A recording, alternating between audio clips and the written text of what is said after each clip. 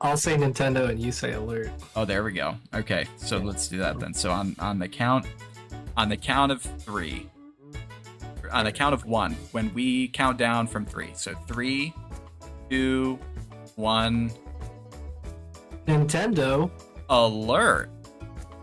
Hi, everybody, and welcome to the inaugural Nintendo Alert Episode 1 pilot podcast that may or may not ever make it to the internet beyond the Twitch stream that's occurring now. But yeah, so we're going to try this out. We're going to see how this goes. Joined by Radmeyer. Hello, everyone. I'm certain that you're all familiar with my work, but if you're not, I am mid AF, as the kids would say. But I have opinions about everything, and that brings me here. Absolutely. We do have like an actual rundown and an agenda, which is exciting because I feel like that's structure that's well needed for any sort of broadcast.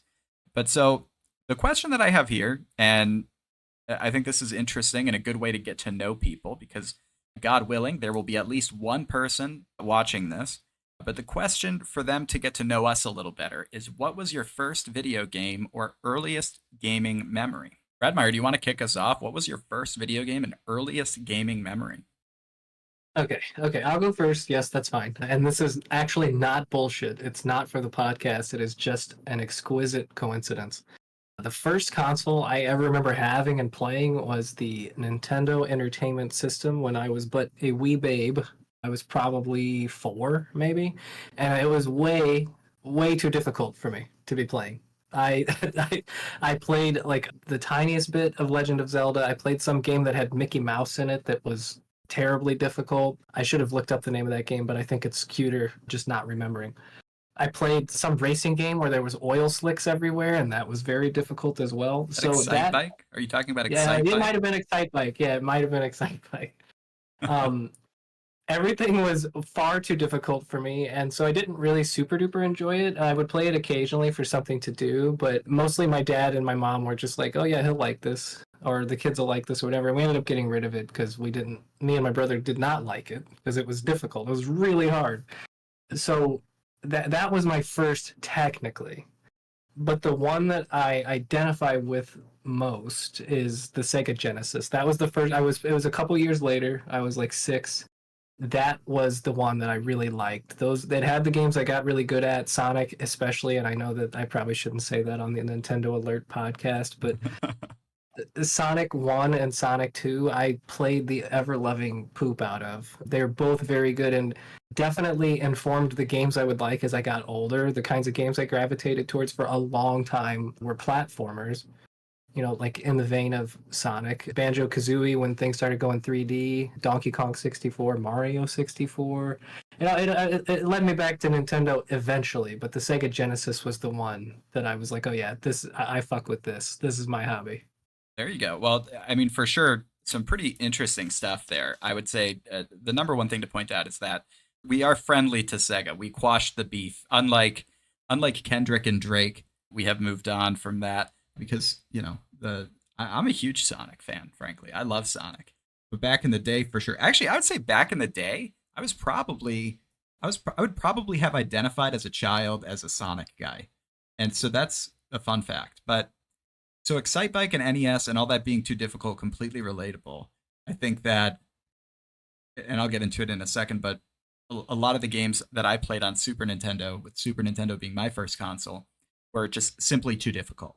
And to this day, I have never gone back to finish them, and I think that might be something to explore in the future, is checking out some of those games, because I remember like the Toy Story game for Super Nintendo. I couldn't get past the level with the RC car. We just couldn't do it between my brother and I. And then the famous the famous Lion King game for Super Nintendo Sega Genesis, which was like actually impossible.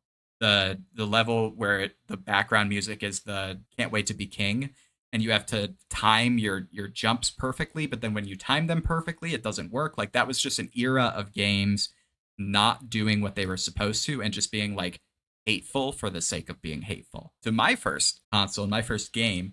So my first console was the Super Nintendo, and I had this thing, and I realized this back in January. I was at home. We were going through old photos, and I saw a picture of me playing the Nintendo 64, Mario 64 with my dad in like 1996 or 1997 Christmas. And I was born in June of 1994, which means that we got the Super Nintendo when I was probably like 3, like 2.5.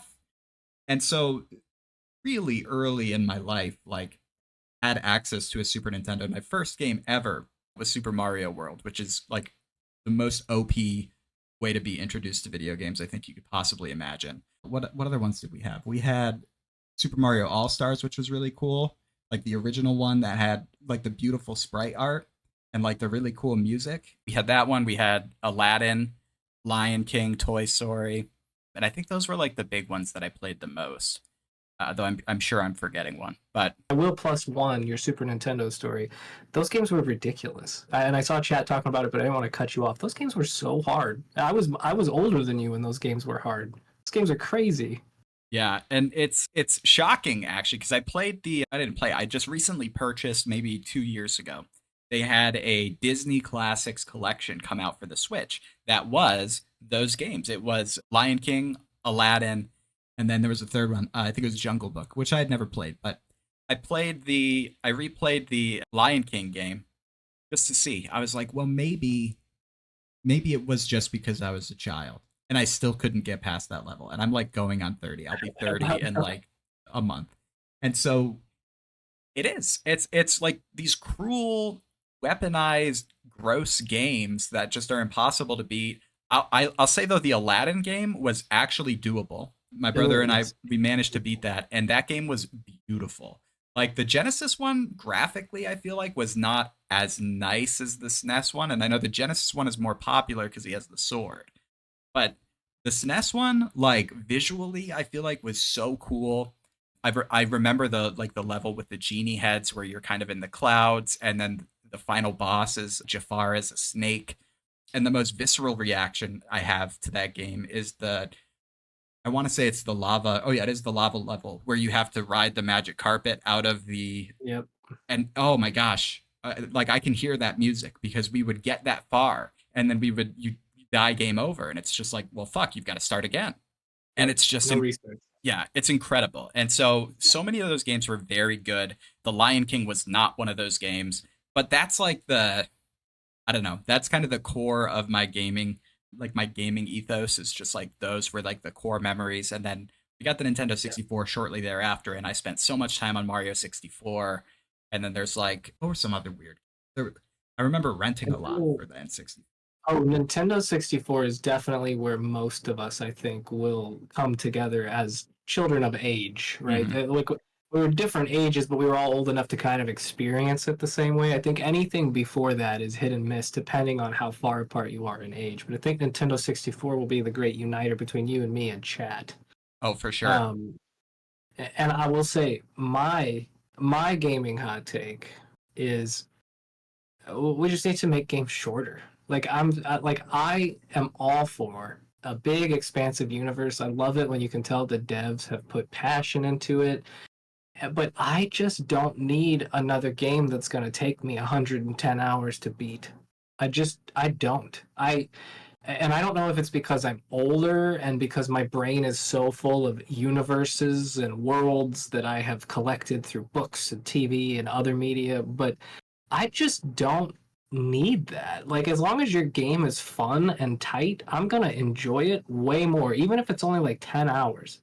Like, I'm gonna enjoy it if you just make the gameplay loop fun and you give me like a good experience start to finish. Like, I don't need you to throw in 18 different mini games or like subplots or I don't need that. It's cool that there are games like that, like a Starfield or like even a Persona. I've been playing Persona on stream. It's very fun, but I can tell that that game is gonna take me probably most of this year to beat. And so it's like that's super cool. It's a genre I've never explored. That's very fun for me. But I don't need that. I don't need every game to be that. And I feel like more and more the only games that seem to turn a consistently large profit are like Call of Duty, Madden, like the same stuff every year. And so I feel like games are increasingly moving to a world where it's either indie and it's made by like 3 people, or it's a AAA title that's going to take me weeks of my life to beat. And there's got to be something in between those two things. There just absolutely has to be.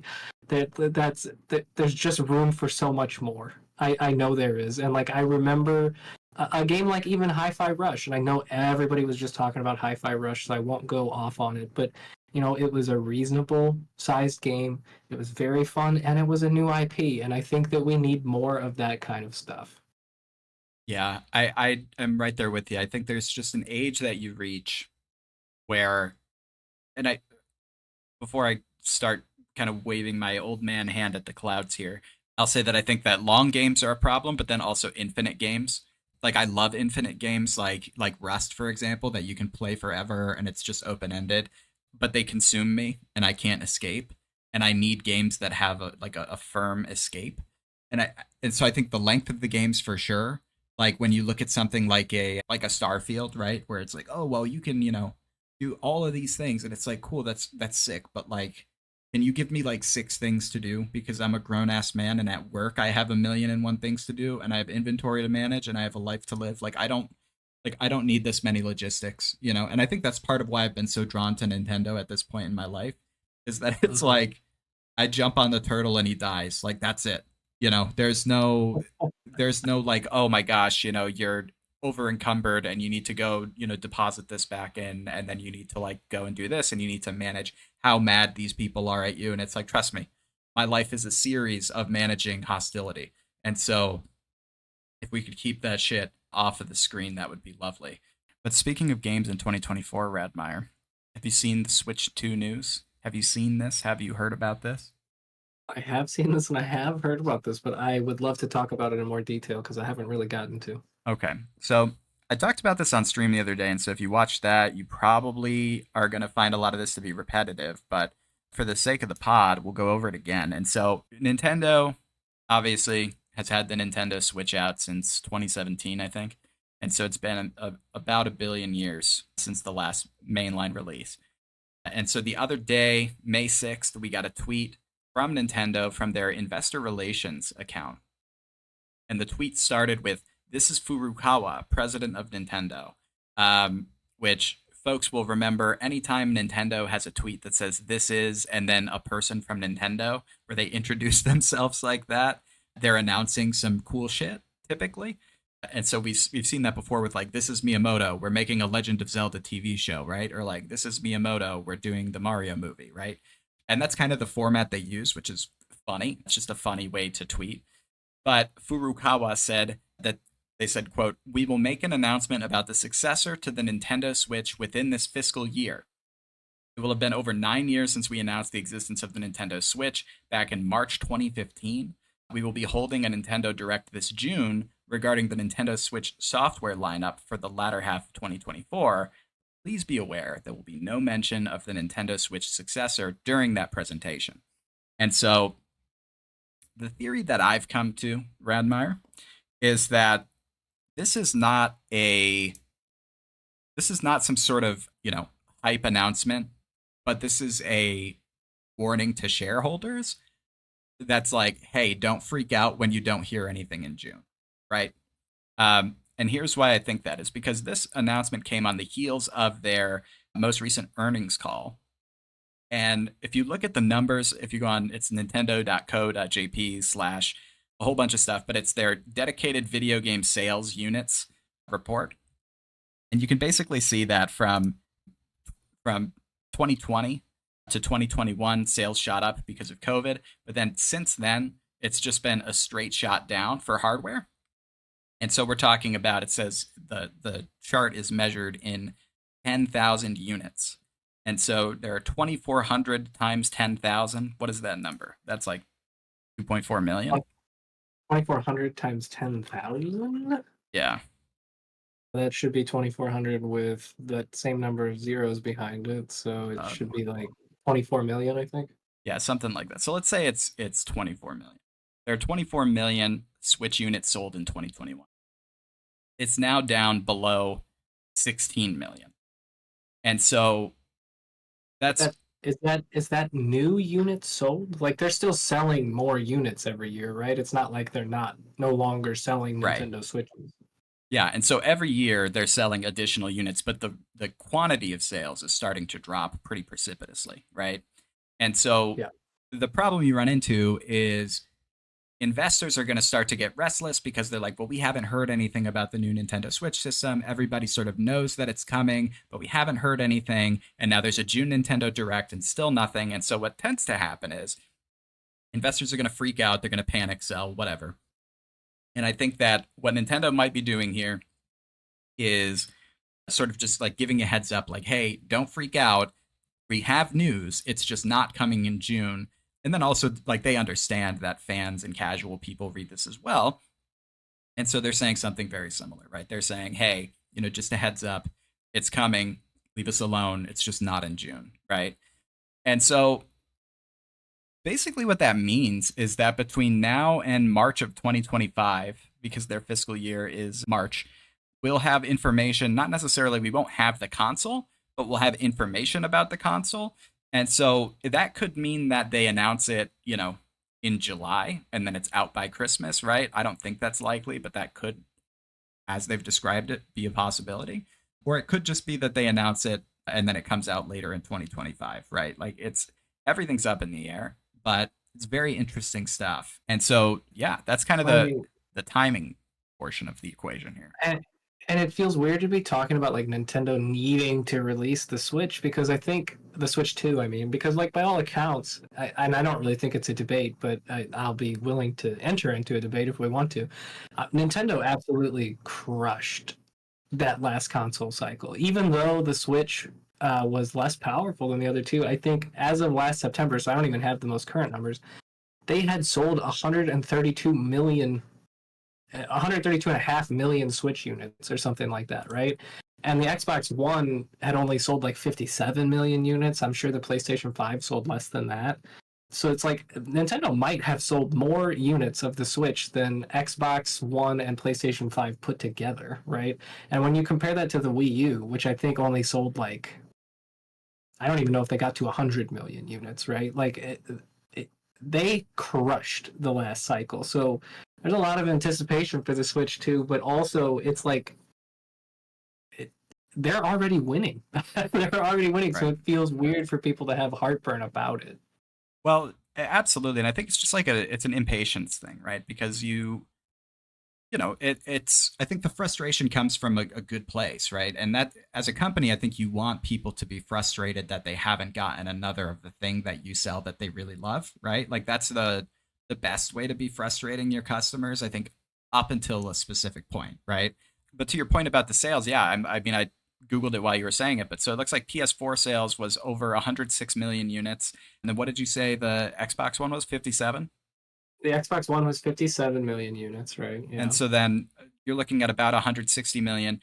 And for context, as of right now, per the Nintendo website, as of March 31st, Nintendo Switch has sold 141.3 million units. And so it's obviously a huge, like a smashing success, right? It's like an unbelievable success as a console. And also, I think that, we still have time. And depending on what's announced for, and we'll get into this in a second, in the June Nintendo Direct, which is only Switch software, we could see, that number go up even further. Do we get the full 16 or 20 million units that you would need to beat them both combined? No, but like, is that the point? Also, no, because it's Well, like, it's crazy if they do that, but like, already the fact that they're like in that conversation is wild.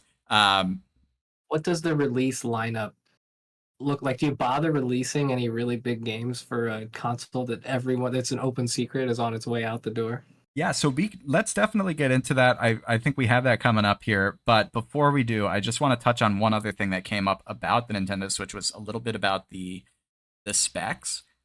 And so people online have been like, I guess, sort of reverse engineering the Nintendo Switch 2, like orders and that sort of thing from suppliers. And I don't know exactly how they did this, but there's this article on Kotaku. If you want to read along, it's called "Could These Be the Real Nintendo Switch 2 Specs?" It's by John Walker, and it was published Friday at 9:45 a.m. And that says that while a follow-up to the Switch is inevitable, we've seen dribs and drabs of leaks about screen sizes, controller changes, and other minutia for months, if not years. But today, Android Authority is collating leaks with major specs and a launch window. And so there's a thread on Twitter. It's called Centro Leaks, and it says everything we know. And so it says, let's start with performance.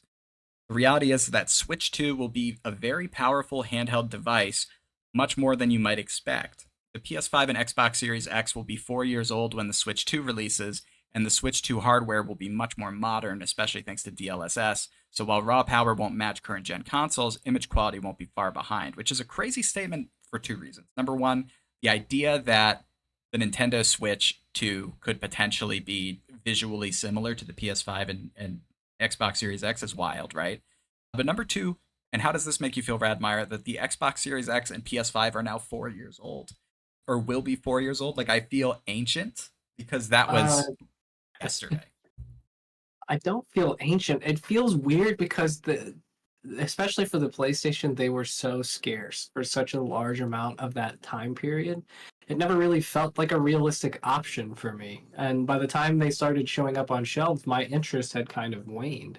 And I think that definitely hurt there. I think the scarcity, whether it was planned or just happenstance, I think it definitely hurt interest. At least it did for me. I won't speak for the world, but it doesn't feel like 4 years because damn, I haven't seen them on shelves for 4 years. Like I feel like it's only been like maybe a year and a half. Please speak for the world moving forward. I think you're well qualified to speak for everybody for sure, but I agree with you. I think that that's right. I think that it was so it took so long for them to become available, and then also just, and this is a point that I make all the time, but like, where are the games for these things, right? Like who, like, what is the point?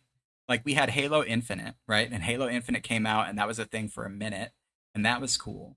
But then I think if you Google like PlayStation 5 exclusives and you look, like, there's just nothing. There's like maybe 12 games. And this isn't like, big blockbusters. It's just like exclusives. And there's like 12. And then on the Xbox, I think it's similar. We had Starfield recently. That was a flop. I think Halo Infinite, by all sort of interpretations, was not what it was hoped to be. And so, and we'll get into this a little bit later when we talk about Xbox, but, Xbox is struggling. Sony is just kind of like asleep at the wheel. And I'm just like, this console generation kind of sucks. And so let's say Nintendo comes out with some crazy thing that looks like the other two consoles. I mean, we could be looking at a real a real sleeper punch, Like, Nintendo could properly win the console generation because I just feel like there's no energy behind the Sony and PlayStation and Microsoft stuff. Like, there's just, Yeah. they're weak. And And we can touch more on this later. In fact, I think we should put a pin on it because I think I have a lot that I want to say about that. okay. Um, but in my opinion, I'll give you guys I'll tease it. We'll come back to it later. I mean, the console wars are over. The console wars are over. They're not going to be like they were before. They're just not. And we can talk more about it later. Yeah, I tend to agree with you in spirit, but I think as a person, I'm like the guys at the end of World War II who like camped out on the Japanese islands, and like 50 years later they like turned in their swords. Like, that's me. Like, I want to fight. I don't know whose team I'm on because I feel like Xbox is done, but like, we'll get into that anyway. But so that was sort of the vague thing that they said on performance, but it says all but confirmed. And so it says the screen will be 8 inches. LCD on at least one launch model. And so I'm guessing there's an LCD one and then there's probably an OLED one, right? It says we'll use DLSS to improve performance and support ray tracing, 12 gigabytes of RAM, 256 gigabytes of internal storage. It says we'll use magnets to attach the new Joy-Con in some way. Will be completely backwards compatible with original Switch games, and will connect via Bluetooth to original Joy-Con and Pro controllers. And then 4K support while docked. And then it says uses the new NVIDIA Tegra T239. And so just, if those are the all but confirmed things, like, that's crazy. If only for the backwards compatibility. Because, like, how many consoles, and maybe this is a thing with Xbox, I can't remember, but like, that you can use the controllers. You know what I mean? Like, you can back, I mean, the Wii had it with the GameCube, but like, I feel like that alone, if you've got a million Joy-Cons and now a new console comes out and you don't want to replace them, like, I feel like that's sick. And then the fact that it's backwards compatible with original Switch games, I'm guessing they're going to have the slot for it. And so you can just keep playing stuff. Like, and that'll get into, I think, when we talk about Switch 1 releases. Um, we can definitely talk about Metroid Prime 4 and how I think that'll be impacted here. But like, I mean, this all sounds pretty cool. Like, this all sounds great, and they're saying all but confirmed, which I trust means that some nerds on the internet who know more than I do really believe that. And so I'm just gonna choose to believe this. What are your Yeah, thoughts? I mean, it sounds like the Switch that we like, but more of it, more power, more. It sounds like exactly what everybody would be asking for. Yeah. And then it says other potential leaks, integrated microphone, launch in March 2025, which is not that far away. Sega, Atlas, Capcom, EA, Bandai Namco, Square Enix, and Koei Tecmo will immediately support the new console, which it sounds like they'll probably have some titles available. A new physical cartridge format, and so there's going to be, I guess, an additional cartridge slot. The size of the console will be between the original Switch and a Steam Deck, closer to the ROG Ally, which is interesting. I've never seen one of those in person to be able to compare, but interesting. And then it says we'll use new micro SD express cards for expandable storage, so your current micro SD cards may not work. This new SD Damn it. format will launch later this year. Will be more expensive. Initially, these cards will be limited to 256 gigabytes. So that's kind of Ooh, a negative, but that's interesting though. I'm also it's like, a negative. Go like, ahead. Sorry. no, it's like I'm surprised they're iterating on micro SD. Like that's, I feel like, I don't know. I'm not a super techie guy, but I've never been like, you know what we need more of is SD type options. Like I feel like we reached micro SD and like how much more micro can it get? You A know? lot more. Storage is cheap. Storage is the thing that has the capability to become cheap and larger very quickly. I mean, think about when you were probably in high school. Yeah. You could get like a 1 gigabyte flash drive for like $20. I can buy those at the checkout now for like $3. Like it's and I could get a terabyte for probably like 10. Like storage is insanely cheap. So it's not surprising to me that they're iterating on it. It's a little bit annoying that for a brief moment in time it will probably not be cheap, but it won't take very long for that to change. Yeah, it's similar to USB-C. It took me a while to get on board. I was like, I don't need another one, and then now I'm like, whatever. And so I think it takes a minute for all of your devices to catch up and all of your cables to catch up. And so I hear you, but no, that's a good point. That's the rate at which storage has become more affordable has shocked me. A buddy of mine sent me a 1 terabyte flash drive once, and I was like, dude, what the Yeah. fuck is this? Yeah. And I'll tell you what part of those specs interest me the most, honestly, is the integrated microphone. Mm, And that's for a couple of reasons, right? I know that seems like a little bit just out of nowhere, but integrated microphone either means that Nintendo's going to finally get serious about multiplayer gaming, which I kind of doubt. But what it could also mean is more games like WarioWare that use the microphone, more games like Hey You Pikachu that used a microphone for the Nintendo 64. It seems like an interesting but logical next iteration for the Wii Switch, kind of like motion control, just using your body to interact with the game type stuff.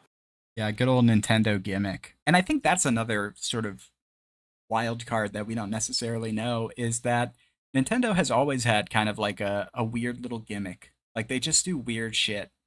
And so the question is like, is this truly just going to be like this, or like is it just going to be the next version of a Switch, or is it going to be like the next version of a Switch, but like with the microphone, it can like track your breath and it's like new breath play, right? Like what is the weird thing Nintendo's going to throw at us, because they always do.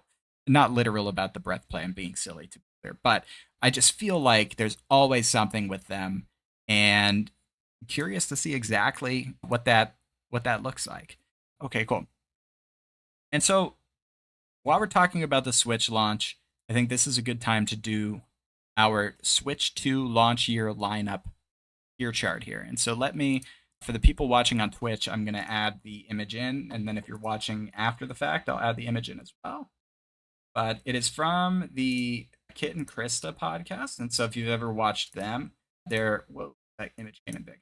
But they are former Nintendo employees who do a really cool Nintendo. And they put together this sort of tier chart for if you have $15 to build your dream Switch 2 launch lineup, how are you spending the money? And then each game is assigned a dollar value, and Yeah. you sort of get to spend your budget. And so Okay. I I do. had I had a lot of fun with this one. Sorry, I did not mean to cut you off. I was just trying to say it in the background, but I had a lot of fun with this one. So I'm curious to see how we're different. Yeah, and so you can see here, just to read it out for audio people, the $5 tier is Super Smash Bros, Mario Kart, Mario, The Legend of Zelda, Pokemon. The $4 tier is Metroid, Animal Crossing, Donkey Kong, Splatoon, Fire Emblem. The $3 tier is Luigi's Mansion, Star Fox, Kirby, Paper Mario, Xenoblade Chronicles. The $2 tier is Pikmin, Yoshi, Mario Party, Mario Sports, F Zero. And then the $1 tier is Pilot Wings, Rhythm Heaven, Punch Out, Style Savvy, and Wario. And so you probably didn't remember any of that. That's okay. We'll say how much we're spending when we make our picks.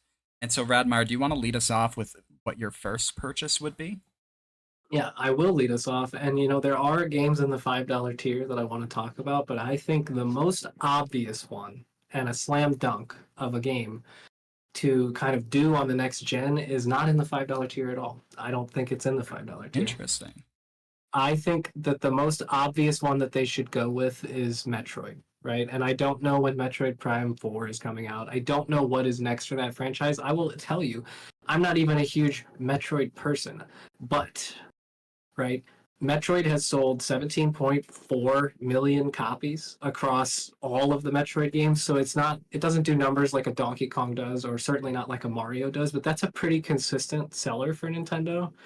And unlike some of the other games, especially in the $5 tier, Metroid hasn't had like a big recent release. Metroid Dread was a few years ago, and that's fine, but that was intended to be like a smaller game. I just think that and I know that the Metroid people in chat will agree with me, but there's just so much latent potential in Metroid. I mean, it's got great history. The setting is cool. I mean, it's clearly it's like Alien, but somebody turned Alien into a video game, right? It's it's like somebody took Star Wars and Jaws and somehow combined the feelings that you get from both of those things, right?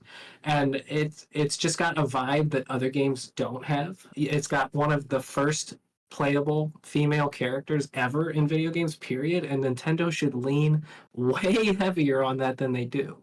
Samus wasn't the first. There was another game, I think, called Alien Sector that had a playable human female character, but it's there's just so many no-brainers with Metroid, right? It's like honestly that genre of game is so predominant that like when you think about a video game, if I said what's a video game to you and you described it to me, I can almost 100% guarantee you that you would either describe to me a platformer or a Metroidvania. Like you would describe one of those two things to me.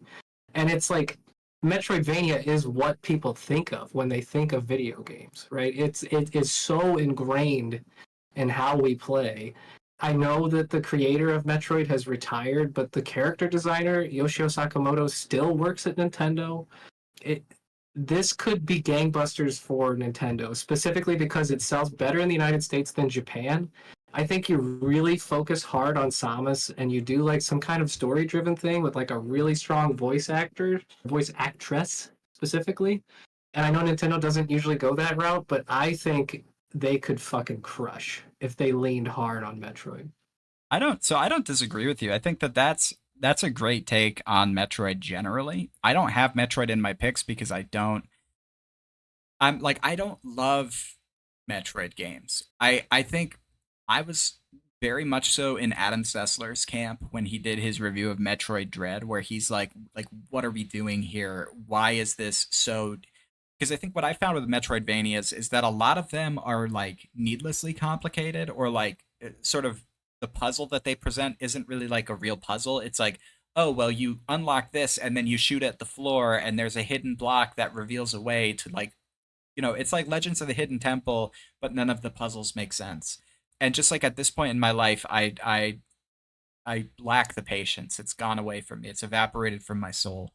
The Yeah. ability to sort of do that sort of backtracking. And so I've been soured to Metroid in recent years. But I do agree with you that if you were to describe like an objectively cool video game, you would probably describe Metroid. And I think that if you were to lean in to that IP in a way that you're not already, you absolutely could make something huge of it, right? Because it's Samus is a super cool character, right? Like objectively very cool. And all of the things that you said are spot on.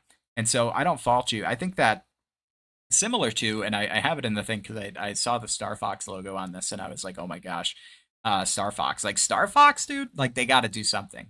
And I want to say that when Kit and Krista did the podcast about this, they said the same thing, and I agree with them. It's like Star Fox is another latent one that if you describe it and you think about like the plot of Star Fox 64 in that final level where he's flying through and he's hearing the spirit of his dead father telling him what to do, like use the Force almost, right? Like it's an obvious Star Wars knockoff, but like bring that back, bring that shit back. And so I think that that's you're right. I think that Metroid would be a cool one. It's not in my picks though. No, Um, I will say just one because you touched on Star Fox. I won't spend a bunch of time on it no, you're good. because but that was my second pick, right? Mm, And I want to touch on Metroid really quickly again. I agree about Metroidvanias. They can be a little tired. They can be a little repetitive or like needlessly complicated. But I think that's why you lean harder on the story. I mean, imagine that you hit the Switch 2 in 2024. You're already winning the console wars, and you really plant your flag in like this female role model face of Nintendo. I can't think of anything better for them. But just to touch on Star Fox, there's a huge appetite for Star Fox games still. Star Fox 64 was amazing. All the other Star Fox games have been extremely mid or even worse than that. But think about like how popular Rogue Squadron was. Like mm. it Star Fox is that same type of thing, and Star Fox does good sales. 11.67 million units across all of the Star Fox games, and for the better games in the franchise, like Star Fox 64 or the DS remake of Star Fox 64, so basically just Star Fox 64, the sales remain consistent for like 8 years in a row, right? And just Mhm. keep it simple. Make a compel like the setting is cool, the story can be cool. Make the flight combat fun. Kids and adults will fucking play that game. Like, Yeah, I mean, I'm imagining a multiplayer like Star Fox space shooter where you're just in your dog fighting, right? And like that alone, if it's like a competent and like enjoyable experience, like that's cool. Like that's enough for me. That's I'm good, you know? And then add the what is it, Andros with the floating hands. I love a good floating hands Nintendo boss, right? Like it's I don't know. I'm with you. I think yeah. they got to bring it back. What's your first pick? So my first pick, I'll be honest with you, my first pick and my three picks, I have three $5 titles, and I'll explain why. Is because this is like year one, right? And so year one, I'm thinking, how are you going to sell the most consoles right away? And maybe I don't know what I'm talking about, and some video game executive will watch this and be like, "No, you're wrong, clown." But like, Smash Brothers Ultimate came out nearly a decade ago. Mario Kart 8 came out like I think over a decade ago. Like no bullshit. Mario Odyssey came out with the Switch. And so those are like three major pillars of Nintendo that haven't seen an update in a long, long time. And so in my head it's just like just give people what they want and like I understand the strategy behind some of the other stuff you could do, right? Like I think there are a few ways to play this, right? There's you look at this chart and you think what do I want personally, and that's definitely something that I have incorporated into this. But if I were to do it personally, there would be Kirby in there would be Mario Sports in there'd be some weird stuff. But you can do what do you want personally, you can do what is overdue, like, and think really strategically about it. Like Metroid absolutely is overdue, but I suspect honestly Metroid's still coming for Switch 1, so we'll get to that when we talk about Switch 1. But like I think that's still coming, but you could think about like Donkey Kong, right? There hasn't been like a real, Donkey Kong 64 style game in ages, right? Thinking about, thinking about like Luigi's Mansion, right? Stuff like that. There's a lot of different options that you could routes that you can take when building your list. I think for me what I was thinking was like what do people like and like how quickly can you give it to them? Because if you're trying to and they're not because they're just doing their own thing. That's how Nintendo operates. But like if you're trying to win the console wars, if you're trying to have the best possible launch, and you know that Mario Kart is like the most successful game of all time, and you know that everybody loves a 3D Mario, and you know that Super Smash Bros is like one of your flagships, like just give them that one, two, three like complete domination, nuclear bomb of a launch roster. And that's that. I would have said Legend of Zelda, but we just got Tears of the Kingdom, and I simply cannot imagine, right? Like I can't imagine them coming out with another Zelda game that quickly, especially given how big that was. I think that could introduce some Zelda fatigue into the world. I don't think we're ready for another one.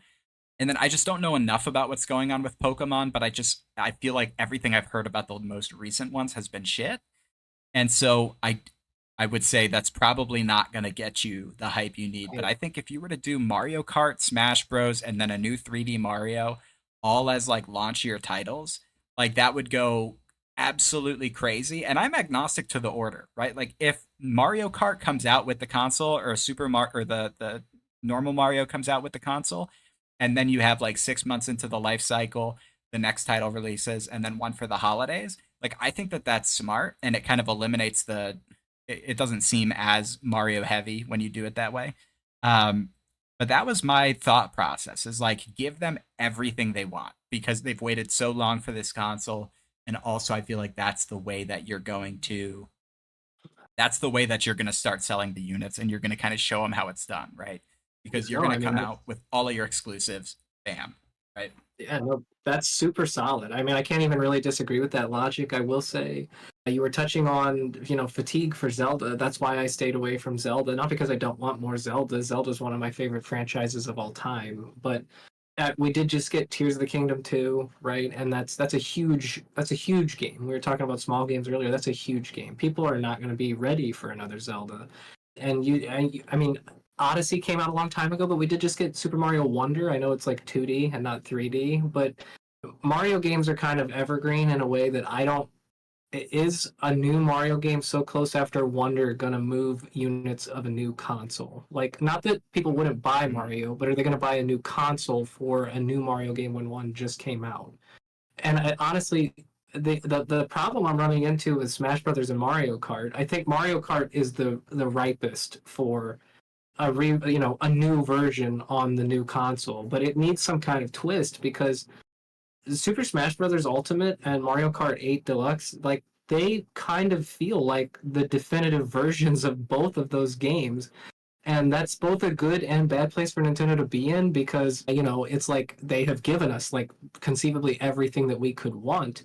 But the question is then where do they go from here? And so I think that that's good and bad because it gives them a chance to do something drastic with the franchises, but like what does that mean, and is there still fatigue because of how large those other two games are? So I stayed away from both of those. The one I wanted to talk about was Mario Kart, but I didn't pick it.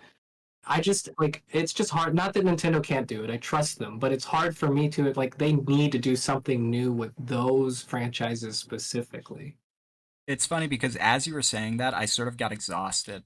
Like not by your comment, but just thinking like, how could they, right? Like, what can they? Because it is like Mario Kart 8 and Mario Kart 8 Deluxe are like I feel like the definitive versions of those games, and so it's like what you've just said. How do you take a game that has that many maps, that has that many characters, right, and build on it? And then like with Right. Smash Bros Ultimate, like there's like 500 fighters, and like it is, like there has to. You're right. There has to be a significant escalation, and it's not clear to me at all what that is. It's not going to be more. Like they can't Right. they've given us more. They can't just be like here's more. Like they have to actually do something different, drastically different with the franchises. And Sturkey, I spent like 10 minutes pitching Metroid as Yeah. like the thing that they should lean on, so I'm fucking here for it. And we'll talk about Donkey Kong in a second because that's on my list. In fact, I'll just talk about it now. My third pick is Donkey Kong, right? And I have a few different pitches, but that brings me up to $11. Donkey Kong is like up there with Zelda and Mario. It's sold 65 million units in its lifetime across all the Donkey Kong games, most of which are platformers. And I'm going to say something controversial. I don't want another Donkey Kong platformer. Like, not because they're bad, they're always good. But, like, how many Nintendo franchises are just platformers, right? Mm.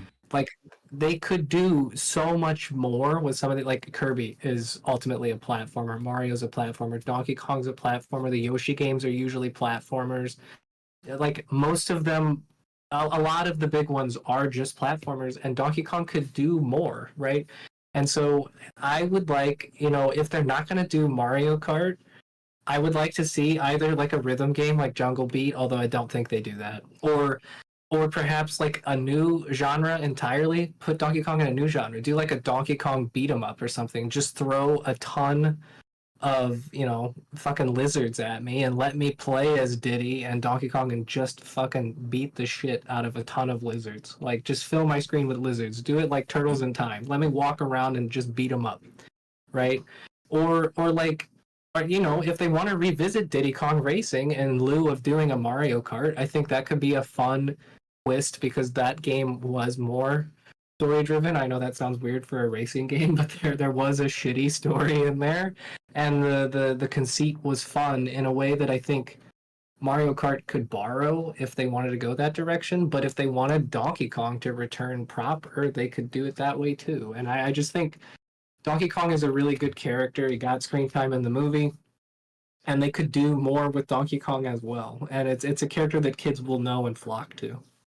Yeah, I think that's interesting. I don't know that I feel the need or the same sense of urgency you do about getting away from the platformers, just because I feel like that so many of these games are that, right? I think my sort of quibble with DK is that we do need the 3D open world Donkey Kong 64 vibe thing again. And I think that could be what the franchise needs, because we've had, there was like Donkey Kong Country, whatever, the newer ones, and then there was the Island, what was it, Island Freeze, Baja Blast, whatever it was on the Switch. Yeah.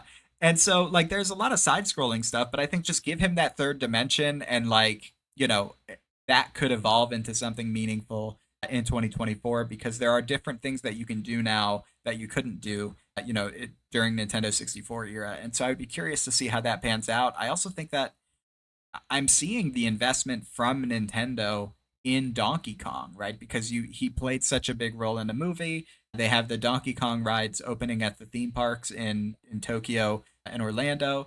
And so like there's definitely been, I think, a renewed focus on DK. And a part of me also thinks that maybe they remade Mario versus Donkey Kong as like a way to prime the pump and get him back into people's, Yeah. consciousness. I Agreed. just I don't know what it would look like. I think in my opinion, for it to matter, it would have to be a 3D, right? It would have to be a 3D open, not open world in terms of like, you can go do whatever you want, but like sort of a Mario Odyssey style game, similar to the like a modern iteration of Donkey Kong 64. Like it would have to be that in order for it to make any sense, because it's, you know, I think DK definitely, and I think it speaks to probably Kit and Krista's biases that DK is in the $4 tier, because I don't think that Nintendo treats DK like a $4 property, and so this is their opportunity to really, make it a mainstream of the Nintendo franchises again. It's just like, Yeah. how do they do that? And I think similar to like Mario Kart, right? And what we were talking about with Smash Brothers and all that is like, I think that the part of the fun of this discussion and part of the fun of following this kind of era of Nintendo is that it is hard to imagine how they're going to grow some of these franchises. Like you kind of struggle to think like, how do you top Mario Wonder as a 2D side scrolling Mario game, right? Like it was one of the best. Like it was up there with Super Mario World. Like it was an incredible game, right? How do you top Mario Kart? How do you top Smash Bros Ultimate? Like how do you grow these other franchises? It's a difficult question because they have, I mean, less so with Donkey Kong, but like the possibilities are really wild. And, if they meet those possibilities, if they meet the opportunity in front of them, then it's going to be a great, console generation for them. If they don't, then it's going to suck, right? But that's sort of that's sort of what I keep thinking as we're having these conversations. It's like, man, if they Yeah. like do this, then they're gonna do it.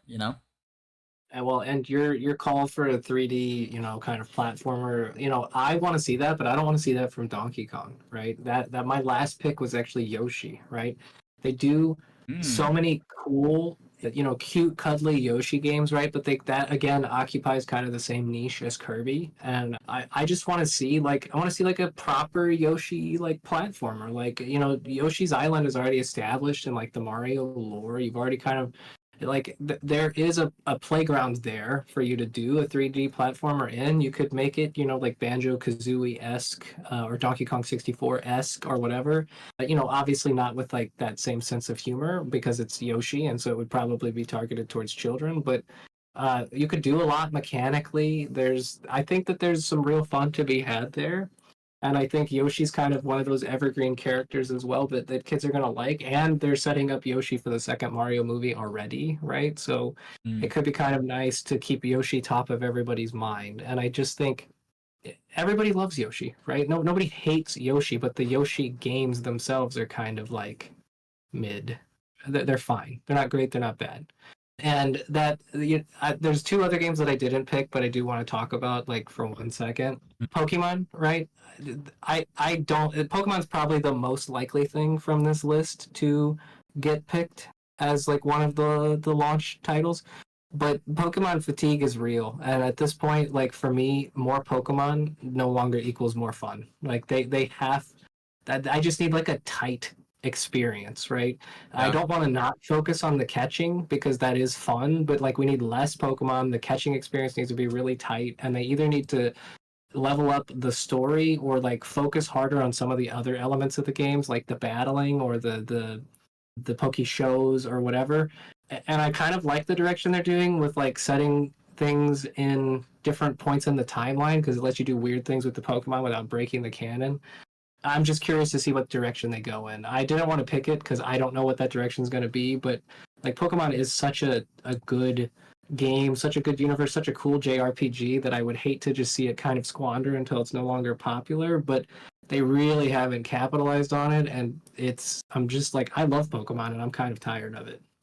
I mean, Um, I'm exhausted of hearing about it. I think that it's sort of my problem with Pokemon is not the franchise itself. It's just the people around it and the sort of speculative bubble that's formed around the collectibles. And like, there's another thing is that you're right that like more is not the like what Pokemon needs now is not more Pokemon. I googled it because I had to, and there are 1,025. Like that's enough. That's so like that's enough. But like we don't. I don't know 1,000 animals. You know what I mean? That's fine. Like that's okay. Like just stop.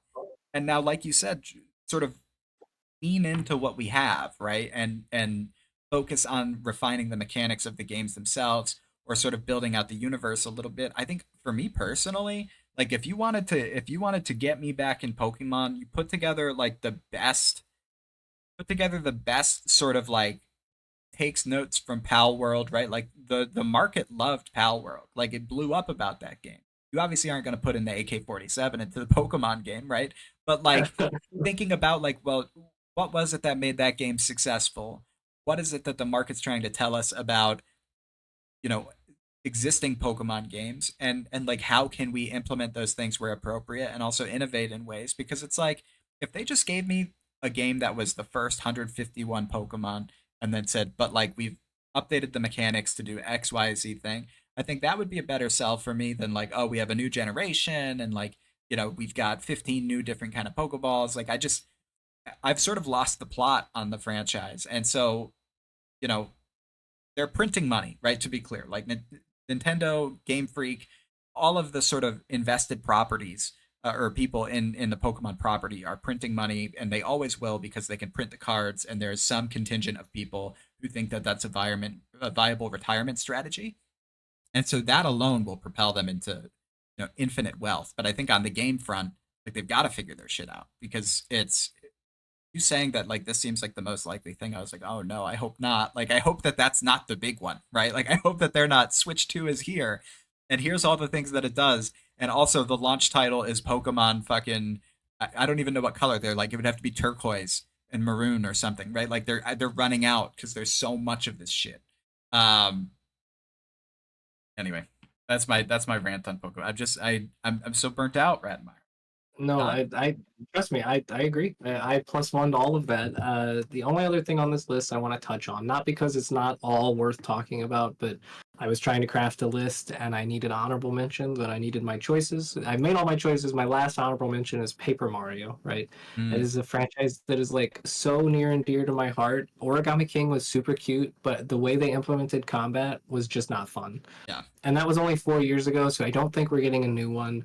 But Paper Mario is like again just such a fun, cute idea that you could make it like baby's first RPG, right? Like the RPG, the Seven Stars remake or whatever they Super Mario RPG that they just did.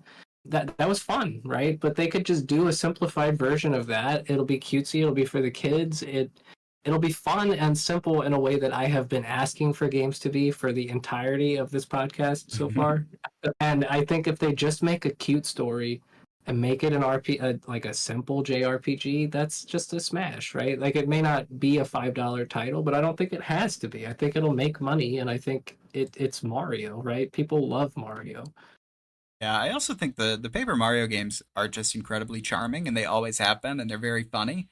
What was it, like Bowser in the original one, and Bowser has a diary, right? And I'll never forget that on the N64. And you play as Peach, and you sneak in, and you read Bowser's diary, and then you keep reading, and like, just like so much funny stuff happens in those games, and they're fun to play. Uh, very good games, right? The original one, fantastic with the stars and the star power that you could use, and then Thousand Year Door, obviously getting this remake coming up here shortly. But so the June Xbox event is coming up, and I know that everybody's down on Xbox right now, and rightfully so. But the rumor mill is going, and right now they're talking about a Gears of War 6, and they're talking about a new Doom game, and they're also talking about a new Black Ops game. But I need to talk about the idea of Gears of War 6 and Doom being announced at the same event. Radmire, I'm going to have a stroke. Like, I'm going to lose my goddamn mind if they're like, Gears of War 6 coming out holiday 2025. Like, that alone, or 2024, that's going to, like, that'll send me. Like, I'll be, like, skipping through the streets. I'll have to go and purchase another Xbox because I just sold mine a few months ago because I was like, oh, I don't use it. And so I'll have to go buy one back. But then if they announced another Doom game, like I put so many hours in Doom Eternal. Like I don't know how I'm gonna live my life. Like I don't know what I'm supposed to do. If this happens and then if the Switch 2 actually comes out in March 2025, like what do I do? You know? What do you think? I So for me, Xbox, this is what I was talking about earlier, right? When I said the console wars were over properly, right? It's because back when the console wars were heated, like Xbox had exclusives that were interesting to me, like Gears, right? I played the first two Gears religiously, and you kept up with it and I did not. But Halo, whatever. Sony had their thing going with God of War and whatever exclusives they had at the time. Nintendo is the only one of those that has kept the first party exclusives like super duper strong. They're the only ones, right? Not that I'm not excited for Gears. I think it'll be cool, but Nintendo has consistently put out bangers for their first party titles, and Sony, outside of like Ratchet and Clank, maybe has not. And I'm sure that anybody who's super duper into Sony will correct me, but I feel like with the success of Game Pass, I think Xbox is going to quietly step back from hardware making because I just don't think there's a reason for it unless it's to facilitate getting you onto Game Pass. And I think that's fine for them. I love Game Pass. I think that's great. I think if that's the direction they want to go, that's completely viable and it will set them apart from Nintendo and Sony. But in terms of like where where Sony goes, I think that is more likely to be I think that's more likely to be maybe they just become the de facto console for people who aren't Nintendo. Maybe. I don't know. I just think Nintendo in terms of just like first party games has clearly won, right? So it's like I think at this point Xbox and Sony will just be struggling to carve out a niche that is theirs, if that makes sense. And I'm excited for Gears, but again, I don't know that if I'm excited enough about Gears as a person to like be in it. I think that I agree. There's just kind of a sense of fatigue from consoles in general, but especially consoles that aren't Nintendo. Because it's like, what are you offering me that I need to spend? Like, I have a PC, like, and I have never been that PC person. But it's like, what are you offering me that I can't just get on my PC in a more evergreen fashion? Yeah, I mean, I am right there with you on that point. I mean, I think literally the only thing that would make me buy an Xbox is if they said Gears of War is an Xbox exclusive and not on PC. If it's on PC, I will just play it on PC. Um, because it's like you're right. Like I have the thing, right? And I have it at specs that are above what the Xbox Series X is. And so it's like I'm not going to spend $500 to get a, hardware that's worse if I don't have to. And so, you know, and you sort of wonder, if Xbox doing Game Pass and porting so much to PC or having so much available on PC doesn't hurt their I mean it obviously hurts their hardware sales, right? Like if I can play Starfield on PC, why would I buy an Xbox to do the same thing, right? Like there are so many of those questions that come up and I think that it's the Sony people on Twitter and that sort of thing love to kind of shit on the what appears to be slow moving collapse of Xbox as a brand. But part of me also thinks that they might just not care about the Xbox hardware like they used to, right? Like if they're like raking in, $30 a month from everybody who plays Xbox games, like on a long enough timeline, does that not work out to more money than like somebody owning the physical Xbox and then also, paying, $60 maybe 5 times over the course of a year or two to own the games that they want to, you know what I mean? Like, Yeah. No, yeah, you're and right. It so definitely does. yeah, I don't know. I tend to agree with you at least on the hardware front. I think personally for me, like I'm very excited about these games. I think the games themselves are like fucking hype, and Doom Eternal was great, and Gears of War. Like I will forever try to be a pro gamer Gears of War player. I'll never get there, but I always try. And so like I'm excited for those to come out. But like when it comes down to the hardware of it, like am I going to go out and buy an Xbox if I can just play it on PC? Probably not. Is Xbox still like sort of my favorite of the Xbox Sony consoles? Yeah. Like I was an Xbox 360 kid, and so like I'm always loyal to that brand when it comes to like Xbox versus PlayStation. But like I don't know. I tend to agree with you that the console wars are dead in that regard, right? It's like I just don't think that I don't think that they're fighting that anymore, you know? I don't know if that makes sense, but yeah, so No, it makes sense to me because I agree. I yeah. completely agree. I see them kind of finding a new niche and not fighting this console war in the traditional way. Yeah, though there is some negativity as well about Xbox for the way that Microsoft has handled some of this studio stuff. And I'm not super read in on this, and so maybe this is for another week's podcast to get deeper into. But obviously, Hi-Fi Rush is that game that everybody's been sort of fascinated by and obsessed with, and has been held up as like this is a great game, doing great things. Won an award, sold very well, it was like a huge hit, and then Xbox Microsoft just killed that studio very recently, I think last week. And so Microsoft has been obviously absorbing a lot of stuff. And so they have Bethesda, they got Call of Duty, Activision, and then now they've also got a few different other developers, including the Hi Fi Rush developer, and they've just sort of turned that machine off. They're just like, nope, you're now just part of Microsoft. Like, too bad, so sad. And somebody asked the president of Xbox or the president of gaming at Microsoft, they're like, if you can produce a game that sells, incredibly well and wins awards, and that doesn't isolate you and that doesn't protect you from being shut down, like then what is the point of success? Like basically press them like, you know, what if your job isn't secure after you make one of the best games of the year? Like then what does that say to your employees? And she didn't have a good answer for it. There's all sorts of tumult about Xbox right now. And so I'm both excited about early June, but I'm also just, sort of shaking my head at the sort of the madness of it all. The gaming Yeah. industry as a whole, I'm not read in enough to be able to speak eloquently on it, but I get the sense that it's having one of the best years ever, but it's also having one of the worst years ever. Yes, and I will not get back up on my soapbox. I had a pretty good big rant about this the other day, so I won't repeat myself.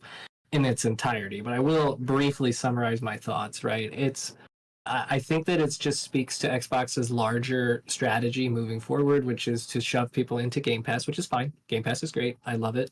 They're going to just secure these big titles like Xbox or like Call of Duty, like whatever, like the Bethesda games, and they're going to pimp them out to Sony and to Nintendo so that they can make money that way, and then they'll make money off Game Pass, and that'll probably be it for them. And that's fine. I think that's a valid strategy, but I think to your point and to the story about if you can make this award-winning game that everybody loves and still lose your job, what is the point, right? And I'll go even a step further than that. That game undoubtedly made the company money, but because they felt like they could make more money chasing something else, regardless of whether it's true, regardless of whether it's in the best interest of the industry, right? They saw a bigger number, they went for a bigger number. And I think when we're talking about an industry like video games that ostensibly only really exists to entertain other human beings, once you start stripping the humanity out of it, right? Once you have this beloved game, this new IP, this potential for the future, and you're essentially stripping it out to use that opportunity cost, to use that money to do something else. Not that people won't like what you're going to do instead, but I think if you're going to fire a studio of good developers who are giving us something fresh, something new, and something that has undoubtedly entertained people, that is the core of the human element of video games. And what are we even doing here anymore if that's the direction that you're going to go in? We cannot and should not continue to chase the most profit at all points in time. I think it's okay, especially for a company like Microsoft, to take an L, to do something that's good for the culture and to do something that's good for their PR. And I think that big companies, unfortunately, far too often just choose not to do that. I think we're at the end of our little agenda here. Any last final thoughts here? Can we yap or can we yap? I swear to God, we could talk about anything, but it was a pleasure to get to talk about all this shit with you. I would love to do it more. I don't know how often we'll have enough content to do something like this, but this was a joy because I don't really get to have these conversations in my day-to-day life, and I love talking about this shit. I'm glad it was a joy, and I think that we may find quite a bit of content, and I think part of my motivation for doing this now over any other time is just that we're coming into this news cycle where I think the Switch 2 news is going to start coming in fast and furious. If it is going to come out in March, then that means we're going to have an announcement within a few months, right? And an announcement cycle for a new Nintendo console is going to be nuts. And then we also have obviously whatever's going to happen in June with Xbox. I think that there's a lot of stuff that's really going to be exciting coming up. And so while we might not have an hour and 40 minutes worth of stuff, we certainly have at least a half an hour, I would guess, that we can find out of the ether here. But no, it has been wonderful. It's been a great time. Absolutely. And I guess that's it. There we go. We're done. You want to try to say Nintendo alert again? Oh yeah, we can. Yeah, let's do that. So now it's 3, 2, 1, and then you say Nintendo and I'll say alert. Okay. Yeah. So 3, 2, 1. Nintendo Alert.